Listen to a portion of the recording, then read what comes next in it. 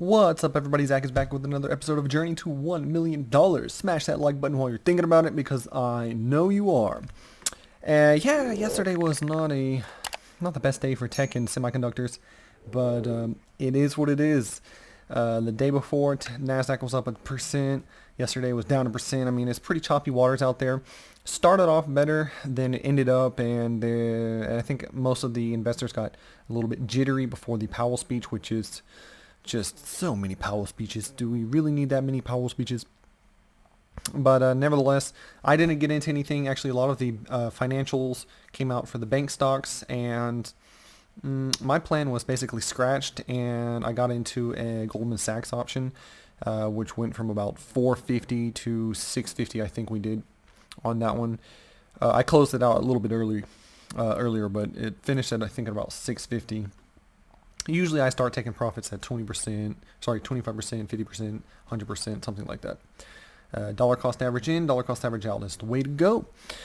But anyways, my portfolio was actually down 2.5% yesterday. Tech is going up as we speak. Yeah, Soxel is up 3%, so it's almost come all the way back from when it was down yesterday. And this is the pre-market. Techl's up almost 3. TQQQ is 2.6. Financials are doing good. Energy is doing all right, actually.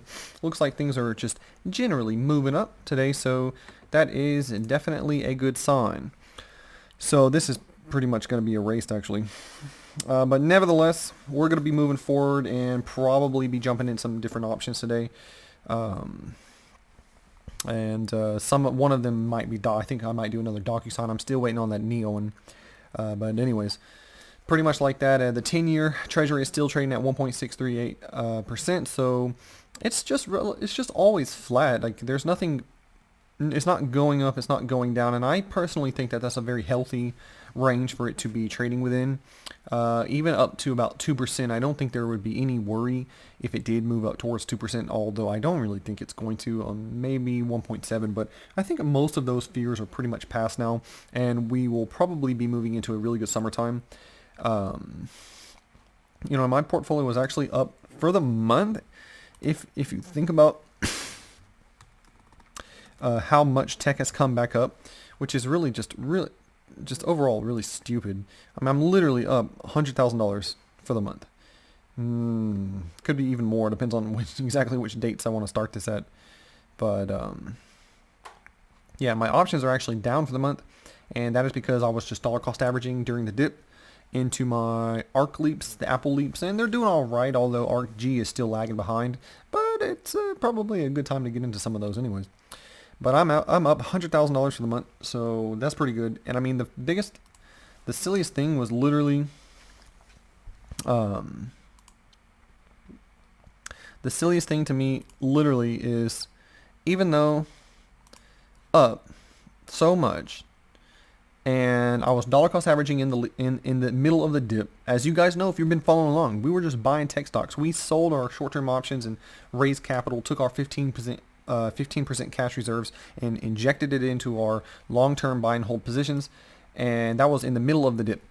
And so you guys know that that's what we were doing if you're with me. And that's the silliest thing, is that a month ago people were telling us, oh, sell the tech stocks, buy airline stocks, buy cruise stocks, buy Wells Fargo, buy JP Morgan. Well, I mean, they're doing all right, but it would have been really not a good idea to be selling all of your tech position off, because, well, not only would you have to pay capital gains on it, if you're American, but yeah, I mean, there's just so much more room for mistakes, and I think dollar cost averaging in the middle of the dip was the best way to go.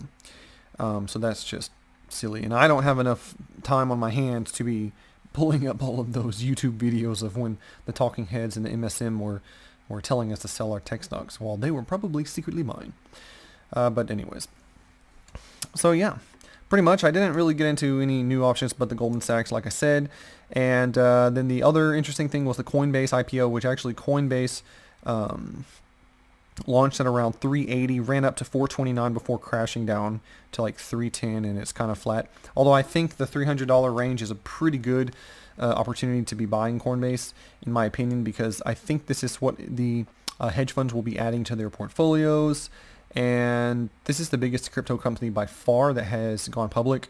And they follow all the rules, so I like them. And they have really high fees, yet a lot of people use them, so I also like them. I like their profitability. But nevertheless, I think that this is good to get exposure to if you're into the cryptocurrency space in general, and if you're bullish on cryptocurrency. I think coin is the way to go, not the mining stocks, which are only good if Bitcoin goes up. But Coinbase should do well no matter what, because people are buying, people are selling, they're shorting, they're longing. I mean, they're gonna make money in both ways in the market. Obviously, bull is better, but nevertheless, they should do it. Now, the mining stocks, on the other hand, if Bitcoin crashed to $15,000 tomorrow, which it is possible. You think that sounds crazy, but it's possible. It's done that few times before, and then those mining stocks would be just be crushed. They would just be absolutely destroyed, and so would Coinbase. But the mining stocks are special because their business model would be just totally backwards, and they wouldn't be making money. And that would be tough. I was in the mining industry, and it's tough business for sure. But anyways, next I wanted to go over the options that I'm still looking at, the NEO one, the 521, and it's still on the support. And I think that this is even going to be better now because it's just getting cheaper, and we still have plenty of time because it's 521. Let me just go ahead and pull this up really quick. NEO option chain right here, go down to the 521. The $40 one, yep, trading right at that. I would get it 220. I mean, it's up 1% pre-market, so it's pretty good. This is probably going to change, but we'll see what it opens up at. You could always put limit orders at $2. I mean, doesn't matter if you get this one or not. There's other fish in the sea, so you might as well put limit orders under. I mean, just reduces your risk overall, but of course you're going to miss out on some profits, but that's my style at least. But yeah, anyways, guys, keep in mind, please, I'm not for sure going to be getting into these ones. These are just my thought process in the after hours of the market. This all could change. Like yesterday, I wrote about the NEO, I wrote about the, I don't remember, Netflix, the Roku, and I mean, tech went down, financials went up. So obviously I'm not going to buy call options on tech stocks, but instead we bought a call option on Goldman Sachs and turned about 20-30% profit. So I mean, you just kind of have to go with the flow sometimes. So don't take this as set in stone.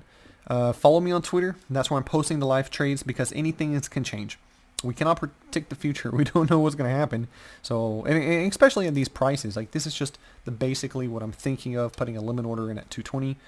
But we'll see how it's going. We'll see if there's any different triggers or different the technical analysis that we do when the market actually opens, and see what they're trading for.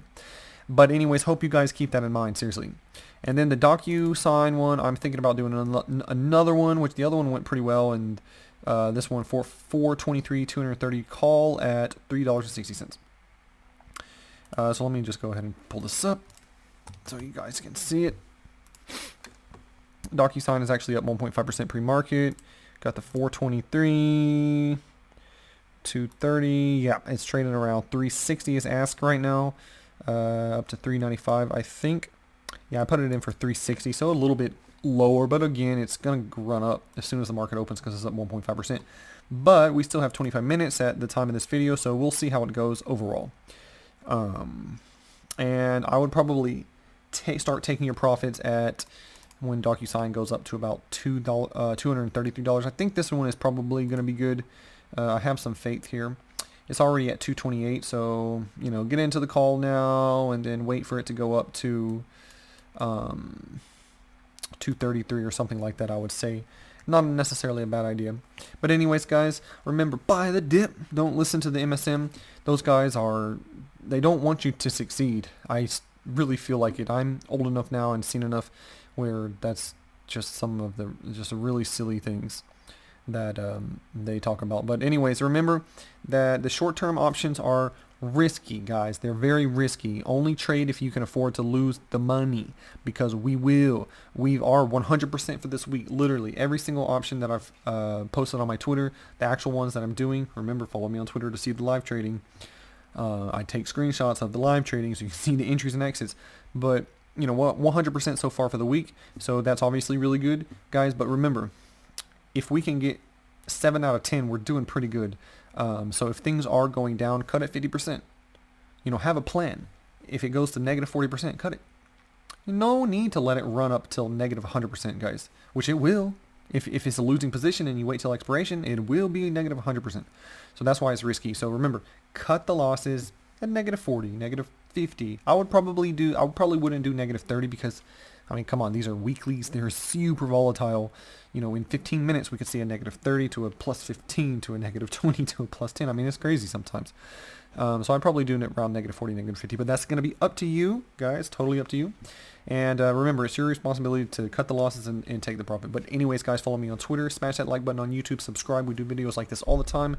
And then don't forget, I trade on Webull. If you guys want to follow along with me on the same broker, go ahead and download Webull. They have an excellent desktop app, and they're going to give you 2 free stocks to go along with it as an appetizer to get ready for your money making.